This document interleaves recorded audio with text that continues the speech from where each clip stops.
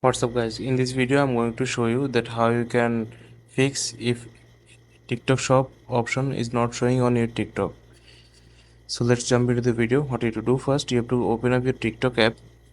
After opening your TikTok, what you need to do, you have to click on profile. So after clicking on profile, you have to click on the three dot bar icon in the top right corner. Then you have to go to settings and privacy. So after that, if you can't access your shop on TikTok, you need to switch your account from personal to business. So what you need to do, you have to click on account, then you have to click on switch to business account. So after that, you have to click next, next and next. Then you can select any of your options that are related to your creating content. After doing so, you have to click on this red bar icon again.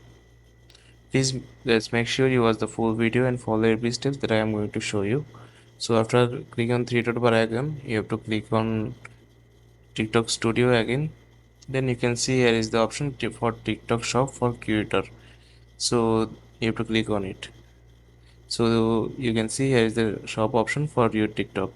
You have to have at least 5,000 followers and you have to be at least 18 years old. So after that you can create a shop on TikTok.